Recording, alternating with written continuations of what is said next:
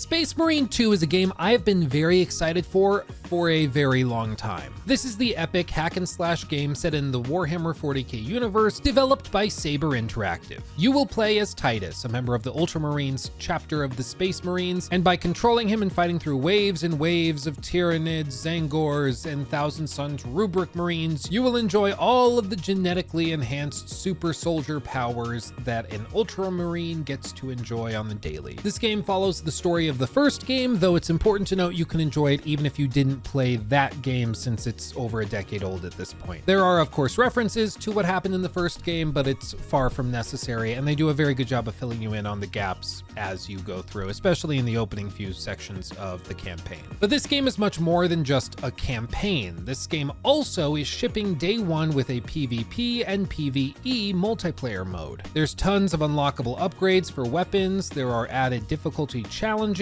and since you can play through the campaign or the multiplayer with your friends, it means that there is plenty of content to enjoy either by yourself or with a friend. Having said that though, the game is not perfect. There are still a couple of little hiccups here and there, but on the whole, I think the TLDR for this review is that Space Marine 2 is a refreshing package with a ton of content, a pretty solid campaign, a lot of polish and refinement, and a very pro-consumer approach to a multiplayer offering. And that's right, Space Marine 2 does not have an in-game shop or any microtransactions. The way that they're monetizing the multiplayer is with a season pass, and then other little mini expansions they're going to do in the future that offer additional cosmetics and things like that.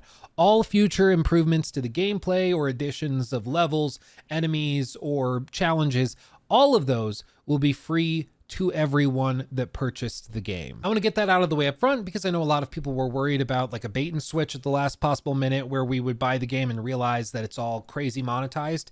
That doesn't seem to be the case here. Based on what I'm seeing in the review build I got access to about a week ago, everything is exactly as it appears, and that's true of the game in general. And you'll see what I mean by that here in the coming minutes as I describe the game and we work our way through it, and I share some extended thoughts. But like I said, TLDR is I think that this is a really solid offering, especially if you're a Warhammer fan, and it is such a refreshingly pro-consumer way of handling a game like this that I think it deserves to be praised and rewarded as a result.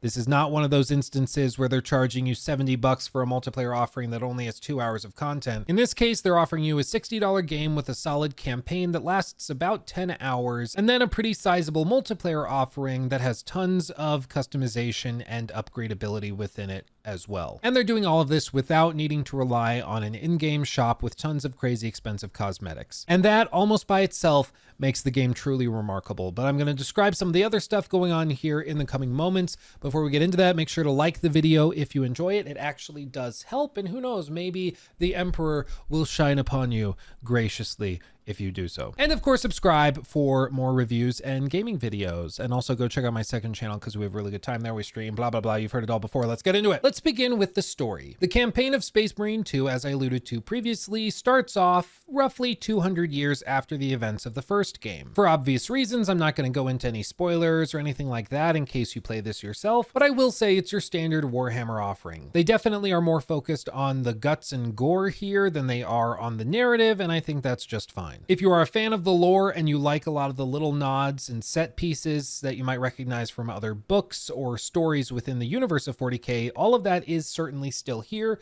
but I think for most people they're going to play through this and the story will be pretty straightforward for them. For me, it lasted about 10 hours, and that was playing on the normal difficulty. I imagine if you crank the difficulty or play through it subsequent times, there will be plenty of challenge to be found. It's also important to note that as the difficulty level changes, so do the encounters. So if you're playing on a much harder difficulty, whether it's in multiplayer or single player, encounters themselves could be different in any given instance. Like boss fights will be the same, but as for how many enemies spawn in which density and of which proportions, that will change with difficulty options. So if you're somebody that likes to play through games like this multiple times, there will be added challenge and a lot more complexity stacked in once you really crank that dial. And speaking of cranking something, the visuals in this game really are stunning. There are many set pieces which are downright jaw-dropping. We've seen some of these in trailers and previews for the game and always thought they looked really good, but I think we were all cautiously optimistic about it, worried that these would get nerfed or knocked down in quality by the final release, and I'm happy to report that they look just as good at launch, if not significantly better in some cases, than they did back when they were initially revealed. There's even a couple of reveals, such as one at the very, very end of the game, where there is a very large, let's just say, being that has something to do with chaos that is present. And I will keep it vague like that so you can enjoy it when you actually see it yourself. But it is quite stunning, quite shocking, and is up there among my favorite big set pieces for any video game like this. It's just absolutely beautiful, and I love it. And yes, I am biased as a Thousand Suns player, but still, it's very, very cool. There's many moments in this game where you're just like, okay, that's badass. Speaking of badass, Titus in the campaign and also the player character during the multiplayer modes all control very, very well. And you can tell that they've done a lot of refinement on this. Everything from the slow and methodical way that he walks to the way that the cloth realistically simulates around his legs, even as he's fighting off hordes and hordes of Tyranids, even down to the blood splatter that ends up on your armor after a big, crazy, hectic fight. It all contributes to a feeling of epic grandeur, and I think it's phenomenally well implemented. I will say I've been playing this on PC. I have not gotten to test it on console or anything. I don't know anybody directly that has tried it on console. Even the previews builds and stuff that I've tried for Space Marine 2 at events like Summer Game Fest were all running on PC.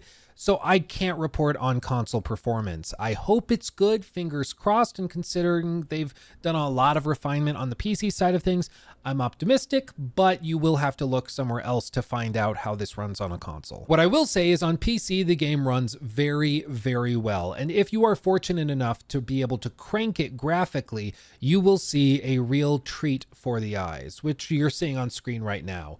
What you're witnessing is the game absolutely cranked out the ass with every dial turned to 11 out of 10. And I think the game looks really, really good. The only potential shortcoming is in some cutscenes. Certain characters' faces can look a little flat and the lip syncing is maybe not as tight as it could be, but there are maybe 2 or 3 instances I can think of where that was noticeable. And honestly, that's not why you're playing a game like this. And I think that's always important to remember when we're doing reviews of games, is that sure, there are certain holes we can poke into certain parts of it, but if that's not what the game is about, it doesn't really matter. If your game is a narrative RPG or something, yeah, lip syncing and cutscenes and animation quality is going to be much more important than in a hack and slash game like this. Speaking of the hack and slash, this game is bloody, and it is a bloody good time as a result. You will fight through many hundreds or even thousands of Tyranids on a given run of the campaign, and the different Tyranid monsters range in difficulty, movement speed, capabilities, and even tactics. Some fly high above the arena, some charge you up quickly, others are big brutes and very difficult to take down. And later in the game, once you start fighting chaos forces, things get all the more complicated because you start fighting individuals who are much more intelligent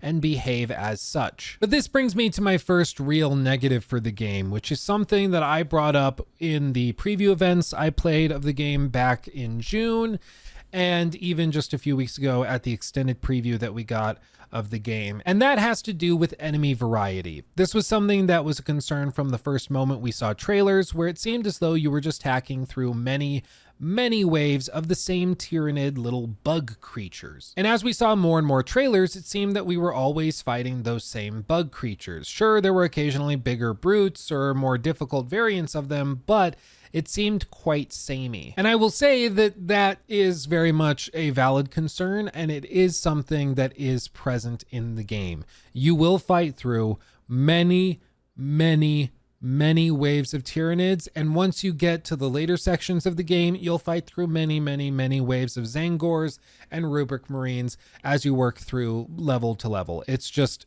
how this game works. This won't come as a surprise or even sound like a downside to some people who are familiar with the first game or other hack and slash games like this. It's about fighting off hordes and hordes of enemies in different environments with your friends. And if you enjoy that, this game is for you. But if you're looking for very unique individual encounters, you probably were never going to have that much fun. And I think that sentiment is accurate. I think if you go into this expecting it to be exactly what it looks like in the trailers, you will be be very, very happy. But if you go into it waiting for some sort of big reveal that there's way more to the game than you previously realized, you're probably going to end up disappointed, because this game is in many ways exactly what it appears to be. And that is a solid like AA offering of a pretty solid campaign mixed with a pretty solid multiplayer offering. It's nothing that's gonna like shake the world or break records of individual encounter density or anything, but it is a very good time, especially if you are, you know, predisposed to this type of hack and slash combat, because maybe you're a Warhammer fan, or maybe you're just interested in Warhammer and you want to check it out. This can be a great way to start that. I will say, because the campaign is shorter, they don't tend to dwell on any particular encounter design too much. Right around the time I was starting to grow a little frustrated with how many Tyranid swarms I had been fighting off, there was a narrative development which introduced a new type of enemy for me to fight that I found much more engaging and interesting, and so it ended up being paced fairly well. We'll talk about how that affects the multiplayer here in just a few minutes, but I do want to say, as far as the campaign is concerned, if that's where you start playing and then you get into the multiplayer, which I think is probably the best way to do it, it's paced pretty well, and I never found myself getting like really sick or bored or anything like that, but I certainly did notice that it was very repetitive. The certain weapons you can use certainly spice this up, and also as you work through the game, Titus will unlock different ultimate abilities which can be activated with the Y or triangle button on controller, and these do everything from giving you a jump pack to allowing you to basically rally to do improved melee damage and to even heal as you fight through waves and waves of enemies. The game's combat system is based around hyper-aggression, as you would probably expect, with the protagonist being an Ultramarine, but I still think it's important to disclose that this is not a game that's been built for slow tactical play. It's meant to be chaotic and in your face. In that pursuit, I think it's quite successful. In the top left corner of the screen, you can see that there is a large red bar which represents your health, and then there's 2 or 3 smaller bars in the bottom depending on where you are in the game. The smaller bars are for your shield, and these can be refilled by going up and completing finishers on individual enemies that have been broken effectively. You deal enough damage to a certain class of enemy, they will become vulnerable to that type of finisher. You do it and it refills your shield. When you take damage, you'll also notice that the red bar gets depleted and leaves a little white element behind. This is basically like the rally system in Bloodborne, where if you complete a finisher or deal damage equivalent to that amount of damage you just recently lost, it will refill. So it encourages you, when you take a lot of damage, to still play aggressively, not to go hide in a corner and wait for it to recharge or anything, because it won't. And I like that design approach, because there were multiple times where I got really low on health and I actually found myself charging into a dangerous situation despite that, because it was the only way I could potentially recover that health. In the campaign, this works really well, but we'll talk a little bit later about how it affects the multiplayer. In addition to regular hack and slashing, there's different parries you can use whenever you see a blue circle on the screen, which can be deflected for quick finishers on those individual enemies, or it can break them so that they can have a finisher performed on them afterwards. I will also say that this game can be as complicated or super simple as you wish. I have no doubt that some people will try it and say, oh, it feels just like a button masher, where you just have right bumper, which is like melee, and you're just mashing it over and over and over again. And it can be like that, but if you pull open the menus, you can see that for each weapon that you can equip to Titus, or in the multiplayer mode, your player character, there's different little combos that can be performed based on whether it's a short press or a long press, or if you do short, short, long, short, short, long, long, short, short. All of those combine into different combo attacks that could maybe be a stomp, which clears out all of the enemies in front of you, or does a swirling spin attack, which clears out a lot, or maybe it's just one really slow buildup with a hammer to take somebody out with high damage, but it leaves you vulnerable to other attacks. There is a lot of variability here and a lot more nuance than may be initially apparent. So I encourage you, if you try the game, look at those combos and experiment with different ways of patterning the melee attacks, because you will be using melee attacks a lot, especially as you need to build up that shield in heavy encounters. And I just want you all to be aware that there is a lot more nuance in the combat than may be initially apparent, because if you do want to just button mash right bumper, you can do that and the game will work and you will kill enemies just fine. But once you get to more challenging encounters, that will not work anywhere near as well. So just be aware of it up front and maybe practice with it before it's too late. But to wrap up the campaign discussion, I think this is a solid offering. The final encounter is quite epic and I'm pretty happy with it. And while it's short, I think most importantly, it doesn't overstay its welcome. Games that have really repetitive gameplay can often fall into the trap of trying to fill out 20, 30, or 40 hours of constant encounters, which are just like the ones you saw for the last 20 hours. I would much rather a 10-hour game that feels varied and interesting than a 20-hour game that gets really repetitive for the last half. And in the case of Space Marine 2, with the multiplayer modes, there is still plenty to do even after you finish the campaign, so there just isn't a need for this campaign to overstay its welcome, and I think that that's perfectly fine. But having said that, let's get into a discussion of the multiplayer. Now, quick disclosure, I did not get to try the PvP mode, okay? There is a PvE and a PvP mode.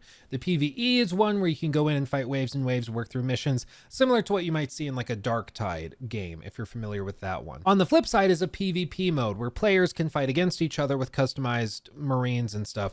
That straight up has not been turned on while I've been in the review period. They were upfront about this. They said, hey, the servers are going to be coming online like right around the 5th. And prior to that, there's very, very few people online because we only sent review codes out to however many people. So don't expect to be able to find matches for the PvP stuff. Sure enough, I haven't been able to. So I just want to be clear about that up front. I'm very excited to see what the PvP offers, because it's something I still have not gotten to try or see at all. And it seems like I'm not going to get to see or try it until the game actually launches in early access on the 5th. So we're just going to have to find out about that together. If you were hoping I would have news about that, I unfortunately just do not. As for the PvE offering, this is very similar to a game like Darktide. There's a selection of missions that are available to players, and you can work through these with your friends or with bots. If you can grind them out on harder difficulties, you get more XP versus less XP on lower difficulties. And as you work through each of the objectives of the missions, you unlock new tiers of rewards and loot and things that can be used for improving your Ultramarine, either by upgrading weapons or by unlocking new cosmetics. And I will say these get damn challenging. I mean, each of the missions range from like 40 minutes long to an hour if you're on a difficulty level that's pretty challenging for yourself. And they're fun. They're really good. Nothing hurts more than getting to like the last objective of the entire mission after 50 minutes of playing, only to fail it because of some stupid something that you screwed up. It's always frustrating, but that just comes with the territory with these types of games. And I feel like this is where, again, we need to bring up the point of enemy variety and repetition. This is a very repetitive multiplayer offering. There's only 6 missions for you to choose from as you're selecting what you want to do within the operations mode, and they have different objectives and different rewards and payouts and things, but there's really like not a lot here. Like I said, each of them can last a solid hour or so, and as you work your way up in different difficulty levels or working on different classes, of which there are a number to choose from, specifically tactical, assault, vanguard, bulwark, sniper, or heavy, you can experiment with a lot, and there is a lot to try here, even within each class. Swapping out weapons and different little abilities and customizations there, that can be really, really fun, and there's a lot there. But fundamentally, you are still going through the same waves of enemies, the same levels that you've seen before, and that, again, for players familiar with a game like Darktide, is not going to be a problem whatsoever. But if you're expecting it to be like totally different each and every time, again, you'll just be disappointed. That's not what this game is. And I feel like that's potentially one of the only few select hiccups this game could run into, which is that people might go into it with false expectations, thinking that they're going to get more out of it than they will. And I hope that doesn't happen, because I think what is here is very, very impressive. I think it is respectful as far as a multiplayer offering is concerned. It's not trying to price things and lock things away based on a different class or tier of player. It's just a solid offering that's fun and surprisingly polished, honestly. And I hope people enjoy it, because I've really enjoyed it. And if I'm playing this just for fun, I would like to have more people to matchmake with. We don't want a Concord situation going on here. Sorry, too soon. Now, there were a couple of points of pain, I would say, I had with the game after a recent preview event that you might have seen me talk about.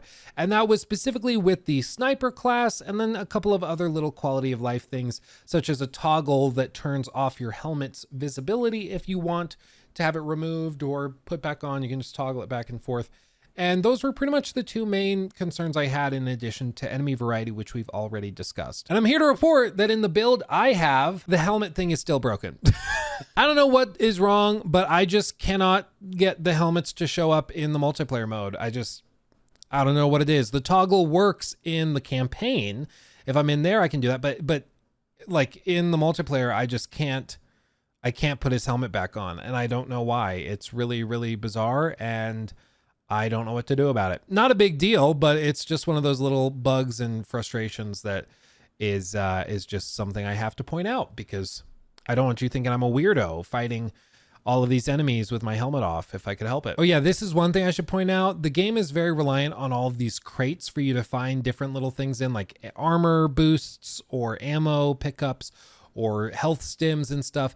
In the campaign, they are there, and you should be looking for these crates to break them apart. But in the multiplayer modes, they are very, very important, and you absolutely need to prioritize finding them. So just be aware of that little tip from Luke. Oh yeah, and look at this. Remember what I was saying with set pieces? Like, this isn't a multiplayer match, and look how epic this is. It's crazy, dude. They do not rest. Not a single bit. There's so many little reveals like this and so many crazy shots. Just like, look at how much is going on screen. That's insane. Okay, what was I saying? I got totally distracted. Oh yeah, the helmet thing just doesn't work. They didn't fix that. As for the sniper class, it does seem as though this is viable in some instances at very high levels. I know somebody reached out after the last preview thing I did for this game, and they said, "Oh, look, this content creator grinded it out for like 25 hours or whatever and got the sniper class to a point where they were really viable and really good." And for me, that's just a little frustrating. I don't personally like classes where I have to grind out 20 to 25 hours to get them to start being good. I'd rather like enjoy them from the moment I start playing with them instead of be miserable for 20 hours of gameplay and then start having fun. That's just my personal preference. As for right now, the sniper class is still balanced very, very closely to where they were, if not identically to where they were during those preview events. So it doesn't seem like anything has really changed, but maybe that's exactly the goal, is that the sniper class is supposed to be a very high risk, high reward, very specialized weapon class for players who are looking for a real challenge, and that's where it excels. I would also say that I have been told that the sniper class is particularly useful in instances where you have two other party members that are humans that are playing with you and are working to keep enemies off of you.